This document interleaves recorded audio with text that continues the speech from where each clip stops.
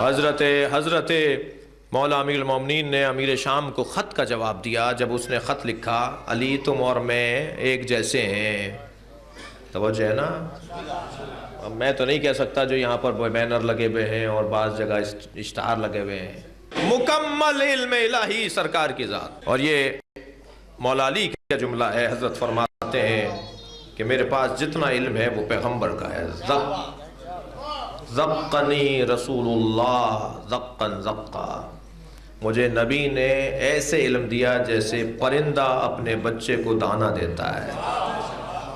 پرندہ دانہ جو دیتا ہے اس کا مختلف انداز ہے. وہ بغیر تحلیل شدہ دانہ دیتا ہے, ہضم کیے بغیر دیتا ہے. جیسا لاتا ہے ایسے ہی دے دیتا ہے. مولا نے بھی مثال پرندے کی دی ہے. یہ اپنے اندر سے دوبارہ اگل دیتا ہے. فرق اتنا ہے کہ وہ علم الہی ہے, لعاب کے ساتھ ہے. ایک جگہ کسی نے پوچھ لیا مولا علی سے کہ آپ کا علم پیغمبر کے علم کے برابر ہے. حضرت نے ایک مرتبہ قدر ناراضگی کا اظہار کرتے ہوئے فرمایا ھذا لعاب النبی. میرا علم لعاب پیغمبر ہے. علم پیغمبر کے بغیر میرا علم قرار نہیں دینا. میں نے جو کچھ لیا ہے وہ پیغمبر اکرم سے لیا ہے. عزیزان گرامی, جس کا پورا وجود علم ہی علم ہو, جو آیا ہی پڑھانے کے لیے ہو, جس کا کام تعلیم کتاب ہے, جس کو سکھانے اور پڑھانے کے لیے بھیجا گیا ہے, کبھی دیکھا نہیں کہ انہوں نے قلم ہاتھ میں لیا ہے. صلح حدیبیہ لکھ رہے ہیں علی تم لکھو ہم بول رہے ہیں. کہا بسم اللہ کاٹ دو جب دشمن نے کہا, حضرت نے فرمایا علی کاٹ دو. کہا محمد رسول اللہ کاٹ دو, حضرت نے فرمایا علی کاٹ دو. اب اور بات ہے, مولا علی نے فرمایا یا رسول اللہ میں اسے کیسے کاٹوں؟ آپ نے فرمایا بتاؤ میں کاٹ دیتا ہوں.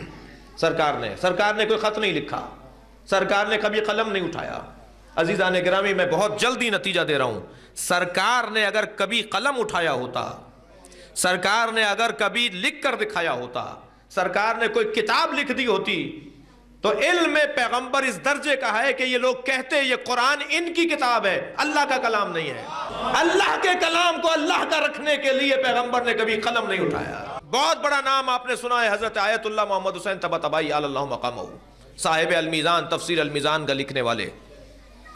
ان کے فرزند کچھ عرصے پہلے رحلت کر گئے. وہ بیان کرتے ہیں کہ ہر کچھ مدت کے بعد میرے والد اتنے کاغذ مجھے دیتے تھے اور کہتے تھے اسے دریا میں ڈال کے آ جاؤ. میں 10 دفعہ وہ کاغذ دریا میں ڈال کر آیا, دیکھا ہی نہیں کہ اس میں کیا ہے, اس لیے کہ ابا کا حکم ہے, عارف ہیں, ولی ہیں, جی ایک بہت بڑی فلسفی شخصیت ہے. میں اپنے ابا کے حکم پہ وہ کاغذ ڈال کر آ جاتا تھا. ایک دن جا رہا تھا پھینکنے کے لیے, ڈالنے کے لیے دریا میں, تو کاغذ مڑا تو میں نے دیکھا کہ بہترین نظم ہے, شعر ہے. اسے پورا کھولا تو ایک بہترین شاہکار کلام, اتنا بہترین کلام کہ جو مقابلہ کرے بڑے بڑے شاعروں کے کلاموں سے. دوسرا کاغذ دیکھا اس میں اس سے اچھا کلام, تیسرا دیکھا اس سے بہتر کلام, ایک سے بڑھ کر ایک نظمیں, ایک سے بہتر ایک کلام. واپس لے آئے, کہنے لگے ابا جو آپ مجھے اکثر کاغذ دیا کرتے تھے سب وہی تھے جو یہ ہیں؟ کہنے لگے ہاں وہ سارے یہی تھے. کہ والد یہ کیا اس کا کلام ہے؟ ابا یہ کس کا کلام ہے؟ کہا یہ میرا کلام ہے. کہ اللہ نے مجھے طبع شعری دی ہے, میں شعر کہہ سکتا ہوں, اور جب دل کرتا ہے تو میں نظم کہتا ہوں, قصیدہ کہتا ہوں, مثال شعر کہتا ہوں, غزل کہتا ہوں. امام خمینی کا بھی دیوان ہے غزلوں کا, میں غزل کہتا ہوں, میں شعر کہتا ہوں. تو پھر کہا یہ اتنے بہترین کلام آپ دریا میں ڈلوا دیتے ہیں؟ فرمانے لگے تو میں نہیں بتا, میں تفسیر لکھ رہا ہوں. میں نہیں چاہتا کہ میری تفسیر کے ساتھ میرا دیوان آئے, اس لیے کہ اگر میرا دیوان میری تفسیر کے ساتھ چھپے گا تو لوگ کہیں گے شاعر کی تفسیر ہے. اللہ اکبر, شاعر نے کیا لکھا ہوگا سوائے تخیلات کے؟ شاعر کی تفسیر مت پڑھو, خیالات ہوں گے, مبالغہ آرائیاں ہوں گی, نفسیات اور نفس کی باتیں ہوں گی. کہ نہیں, سارے کلام کو دریا میں ڈال کے آ جاؤ تاکہ اللہ کا کلام بلند رہے. اللہ اکبر. پیغمبر اکرم نے اگر قلم اٹھا لیا ہوتا تو لوگ کہتے یہ قرآن ان کا لکھا ہوا ہے, اللہ کا کلام نہیں ہے. علم الہی کا مجسم وجود, مگر کیونکہ حفاظت قرآن کا اہتمام ہے. اللہ چاہتا یہ ہے کہ میرا کلام میرا رہے, نبی چاہتے ہیں یہ کہ اللہ ہی کی جانب منسوب رہے. کہ ہم کبھی قلم ہی نہیں اٹھائیں گے, کبھی نہیں اٹھائیں گے, ورنہ تم کہہ دو گے کہ قلم اٹھایا تھا, وہ ایک دفعہ میں ہی سارا لکھ دیا ہوگا. ہم کبھی نہیں اٹھائیں گے قلم, ہاتھ ہی نہیں لگائیں گے قلم کو, اس لیے کہ اللہ کے کلام کو ہمیں اللہ کا کلام رکھنا ہے.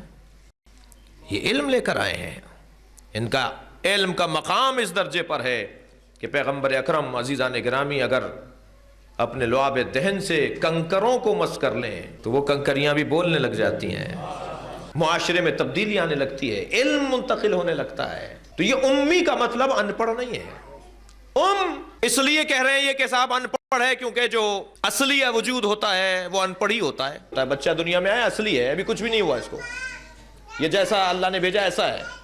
تو کہنے لگے کیوں کہ یہ وہاں سے آیا ہے اور وہاں سے آنے والا جاہل ہوتا ہے تو یہ ویسے ہی رہے جیسے آئے تھے. اب انہوں نے تو آنے کے بعد کا تجزیہ کیا ہے نا, آنے سے پہلے کو تو جانتے ہی نہیں ہیں. یہ فیصلہ کر سکیں کہ یہ بھائی آنے سے پہلے کے عالم ہیں, یہ آنے کے بعد پڑھنے والے نہیں ہیں, یہ اس دنیا میں آنے کے بعد نہیں پڑھتے. وہ جو غلط فہمی ہوئی ہے, کیونکہ مجھے تجزیہ بھی تو کرنا ہے کہ یہ کیوں ایسا کہا انہوں نے, وہ غلط فہمی یہ ہوئی ہے کہ یعنی اصلی, یعنی اصلی, جیسا ہے ویسا ہی. تو جیسا کیسا ہوتا ہے وہ جاہل ہوتا ہے. لا تعلمون شیئا, ہم نے تمہیں ماں کے شکموں سے باہر بھیجا. لا تعلمون شیئا, تم شے کے بارے میں بھی نہیں جانتے تھے. انہوں نے اپنے اوپر مقایسہ کیا اس کو. توہین رسالت کی جرت کیسے ہوئی غیر مسلموں کو, کبھی اس میں بھی تو غور کیا جائے. توہین رسالت کی جرت اس وجہ سے ہوئی کہ جب مسلمان ہی توہین رسالت کر رہا ہو تو پھر غیر مسلم کو کس بات کی باک اور کس بات کا جو خوف. اگر کوئی یہ دیکھ رہا ہو کہ ایک فرزند, ایک جوان, ایک بیٹا اپنے باپ کے سامنے سر اٹھا کر بات نہیں کرتا, جی حضور اس کے علاوہ کچھ نہیں بولتا, تو پھر پڑوس کے لڑکوں کو جرت نہیں ہوگی اس کے ابا کی توہین کرنے کی. لیکن اگر وہ دیکھے کہ صاحب بیٹا ہی پیدا ادب نہیں کرتا, اولاد ہی احترام نہیں کرتی, تو سارا شہر بے ادبی کرے گا. اس لیے کہ اسے کس کا خوف ہے. علامہ اقبال تو کہہ رہے ہیں اگر اس شعر کے اوپر عمل ہو جاتا, آبروئے ماز نام مصطفیٰ در دل مسلم مقام مصطفیٰ. اگر ہم اپنی آبرو کو سمجھ لیں کہ ہماری آبرو جو آج بے آبروئی میں تبدیل ہو چکی ہے, وہ کس وجہ سے, ہم نے نبی کا ہی احترام نہیں رہنے دیا. ہماری کتابیں بھری ہوئی ہیں, میں بار بار ہماری کہہ رہا ہوں اس لیے کہ کیا کروں کہ کلمہ پڑھنے والا ہمارا ہے. ہماری کتابیں, مسلمانوں کی کتابیں بھری ہوئی ہیں توہین رسالت سے. اور زیادہ دور نہیں جائیے, اللہ شہید ضیاء الدین رضوی علی اللہ مقامہ کے درجات کو بلند کرے. انہوں نے گلگت بلتستان کے اندر جو تحریک نصاب شروع کی تھی اور اسی کی راہ میں وہ شہید کر دیے گئے. پاکستان کے نصاب کی تعلیم نصاب میں, نصابی تعلیم کے اندر, کتابوں کے اندر توہین رسالت ہے. کم سے کم مجال ضرور دیتی ہیں یہ کتابیں کہ توہین ہو, جرت ضرور بڑھاتی ہیں کہ توہین ہو, فکر ضرور بڑھاتی ہے کہ کچھ بھی بول دیا جائے. میں مثال دے رہا ہوں, جس ملک کے نظام تعلیم میں کتابوں میں یہ لکھا ہوا ہو کہ حضرت عیسیٰ جب دنیا میں آئے تو ماں کی گود میں کہا انی عبداللہ آتانی الکتاب وجعلنی نبیا, میں اللہ کا بندہ ہوں, مجھے کتاب دے کر بھیجا گیا ہے, میں نبی بنا کر بھیجا گیا ہوں. اسی کتاب اور اسی کورس کے اندر دوسرے کسی صفحے پہ لکھا ہو کہ 40 سال کے بعد فرشتے لے گئے, سینہ چاک کیا, اس کے بعد پاک کرنے کے بعد انہیں نبوت عطا کی گئی. جس ملک کے اندر حضرت عیسیٰ تو پیدائشی عالم ہو اور اسی ملک کے اندر پیغمبر خاتم جو ہے 40 سال کے بعد عالم ہو رہے ہوں, نبی ہو رہے ہوں, کتاب دی جا رہی ہو, تو اس بچے کو یہ گنجائش نہیں مل رہی کہ وہ کہے کہ ہمارے نبی افضل تھوڑی ہیں, افضل تو حضرت عیسیٰ ہیں. موقع دے دیا, رستہ دے دیا توہین رسالت کا, مجال دے دی اس موضوع پر غور کرنے کی. ہم نہیں کہہ رہے کہ وہ ہٹائیں کیونکہ وہ تو قرآن ہے, اسے تو ہم ہٹا نہیں سکتے. حضرت عیسیٰ سے متعلق جو آیت ہے وہ تو آیت ہے, قرآن ہے, مگر اس کو تو تم ٹھیک کر سکتے ہو. در حقیقت مسلمان نبی کا کلمہ گو ادب رسالت سے عاری و خالی ہے. جب وہ خود کہہ رہا ہے یہ جاہل ہیں معاذ اللہ, جب وہ خود کہہ رہا ہے بڑے پڑھے لکھے نہیں ہیں معاذ اللہ, تو پھر اگر کوئی اور کچھ کہہ دے تو تمہیں برا لگتا ہے. تم سارے شہر کو, سارے ملک کو توڑ پھوڑ کا شکار کر دیتے ہو, تم اپنے جذبات کا اظہار کرتے ہو, تم اپنے اوپر غور نہیں کرتے کہ تم نے کیا لکھا ہوا ہے. میں یہ بھی نہیں کہہ رہا کہ کتابوں کے اندر سے اصلاح نہیں ہونی چاہیے, اصلاح کرو, ہمیں خوشی ہوگی, ہم ناراض نہیں ہوں گے. توجہ چاہوں گا اس منزل بیان پر.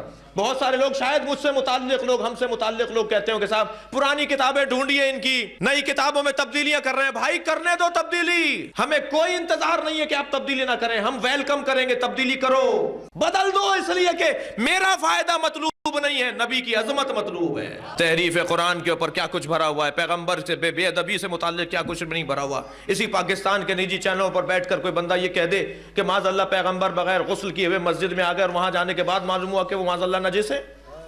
سارا شہر, سارا ملک جب تھو کرے تو جا کر مکے معافی مانگ کر آئیں, مدینے جا کر معافی مانگ کر آئیں, اور ٹی وی پہ آ کے کہیں میں نبی کی خبر پہ معافی مانگ کر آیا ہوں. اسی ملک کے اندر ابھی کچھ عرصے پہلے جہاں یہ بدتمیزیاں اور بے ادبیاں ہوں, مجال کس نے دیے انہیں کہ یہ ساری باتیں کریں؟ کہنے جی ان پڑھ ہیں, جیسے آئے تھے ایسے ہی ہیں. ہاں جیسے آئے تھے ایسے ہی ہیں, آئے عالم تھے, یہ وہاں سے جاہل نہیں آئے تھے. اور امی کا ایک مطلب ہے عزیزان گرامی, خاندانی لوگ, باکردار لوگ, اصلی لوگ, واقعی لوگ, جن میں ملاوٹ نہ ہو معاشرے کی, جن میں حالات اور ماحول کی گرد نہ چھاتی ہو, وہ اپنے آپ کو سالم رکھتے ہوں, میں نے ان میں بھیجا ہے. اچھا, آیت کی تفسیر دوسری آیت سے ہوگی کیا فرمایا ایک آیت کے اندر سورہ مبارکہ جمعہ کے اندر، هو الذی بعث فی الامیین رسولا منہم یتلو علیہم آیاتہ ویزکیہم ویعلمہم الکتاب والحکمہ وان کانوا من قبل لفی ضلال مبین. یہ پوری آیت. دوسری سورہ آل عمران، ذرا اس آیت کو اس آیت سے جوڑیے. یہاں کیا کہا ہے؟ میں نے امیوں میں رسول بھیجا. وہاں کیا کہا؟ میں نے مومنین میں رسول بھیجا. تفسیر ہو رہی ہے نہیں ہو رہی؟ کیا فرمایا؟ لقد من اللہ علی المؤمنین، اللہ کا مومنین پر احسان ہے، اس لیے کہ اذ بعث فیہم رسولا، اللہ کا مومنین پر احسان ہے کہ ان میں رسول کو مبعوث کیا. دونوں آیتوں کو جوڑ لیجئے.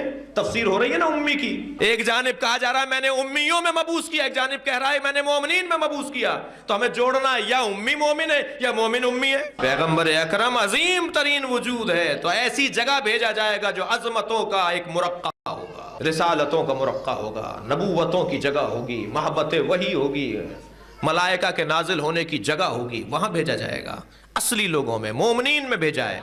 اگر آپ کی سماعتیں میرے ساتھ ہیں، تھکے نہیں ہیں. مومنین کا لفظ اطلاق ہوتا ہے 3 سے زیادہ پر. توجہ ہے؟ اللہ کہہ رہا ہے میں نے مومنین میں اپنے نبی کو بھیجا ہے. کم سے کم 3 سے زیادہ لوگ تلاش کرو جو نبی کے آنے سے پہلے مومن تھے، جو نبی کی بعثت سے پہلے مومن تھے. کم سے کم 3 سے زیادہ تلاش کرو. تم نام بتا دو تو ہم ویلکم کہیں گے، ورنہ ہم بتاتے ہیں. ایک کو ابو طالب کہتے ہیں، ایک کو علی کہتے ہیں، ایک کو بنت اسد کہتے ہیں، ایک کو خدیجۃ الکبریٰ کہتے ہیں. یہ پورا خاندان مومنین کا خاندان ہے. یہ دنیا میں آنے سے پہلے مومن ہے. کہنے لگے کلمہ نہیں پڑھا تھا، یہ بھی انہیں دکھا کر پڑھو. یہ دیکھیں گے تو مانیں گے، نہیں دیکھیں گے تو لو بھائی اب سارا دین ان کے دیکھنے پہ چلے گا. انہوں نے کلمہ پڑھتے ہوئے نہیں دیکھا معاذ اللہ، تو انہوں نے کلمہ ہی نہیں پڑھا. اتنا بڑا مجمع بیٹھا ہے، کسی کے پاس سرٹیفکیٹ ہے کہ وہ مسلمان ہے؟ آپ میں سے کسی کے پاس ہے؟ میرے پاس تو نہیں ہے.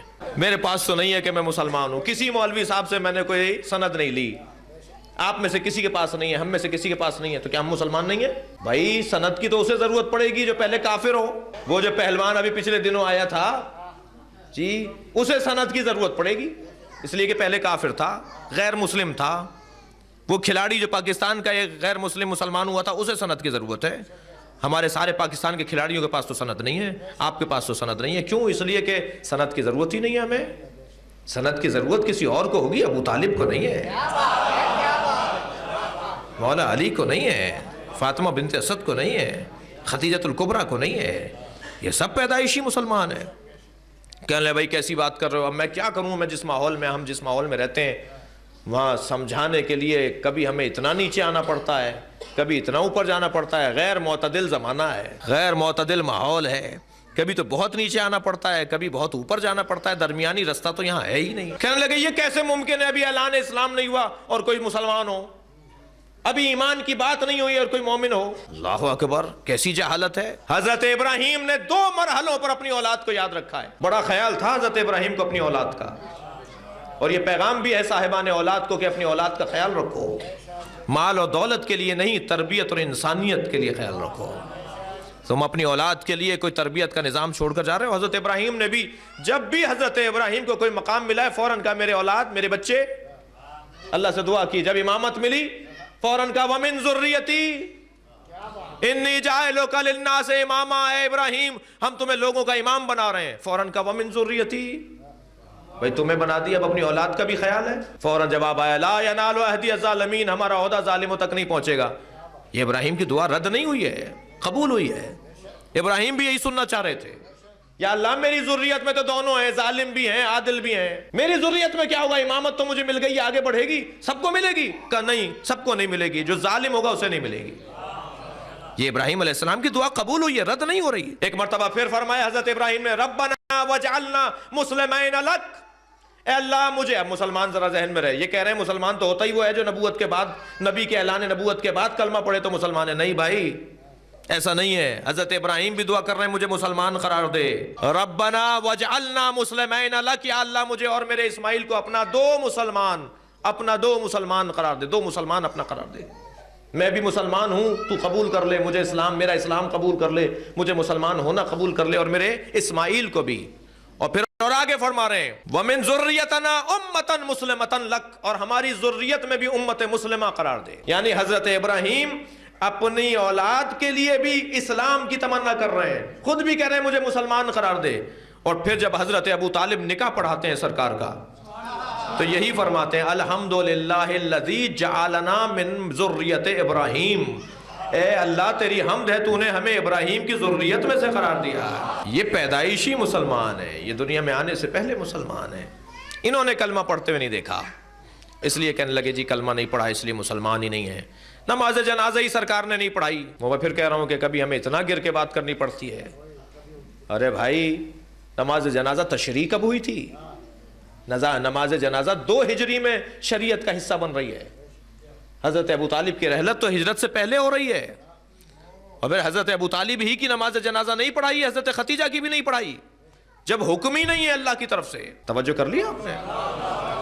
جب ابھی شریعت کا حصہ ہی نماز جنازہ نہیں بنی ہے تو حضرت ختیجہ کی، حضرت ابو طالب کی نماز جنازہ کیسے پڑھاتے؟ کیا پڑھاتے جب نماز جنازہ ہی نہیں ہے؟ تو یہ بتا دو کہ نماز جنازہ میں کیا پڑھا جاتا ہے، وہ پڑھا آپ نے؟ نماز جنازہ میں مرنے والے کے لیے دعا ہی کی جاتی ہے۔ حضرت ختیجہ کے لیے بھی دعا کی جنازے پہ کھڑے ہو کر، حضرت ابو طالب کے لیے بھی دعا کی۔ قبر کو مخاطب ہو کر کہا خبردار خیال رکھنا میرے چچا کا۔ اللہ سے کہا یا اللہ بہترین اجر و ثواب میرے چچا کو عطا کر، اس نے بچپنے میں میرے ساتھ وہ رویہ رکھا جو بہترین سلوک ہوتا ہے، تو بھی اس کے ساتھ ایسا بہترین سلوک کر۔ اور کیا دعا ہوتی ہے نماز جنازہ؟ اور کیا ہوتی ہے؟ کہ نماز جنازہ نہیں پڑھائی، تاریخ نہیں پڑھتے، اپنی کتابوں سے آشنا نہیں ہے۔ نہیں عزیزان گرامی، امیوں میں پروردگار عالم نے اپنے نبی کو مبعوث کیا، اصلی لوگوں میں، خاندانی لوگوں میں۔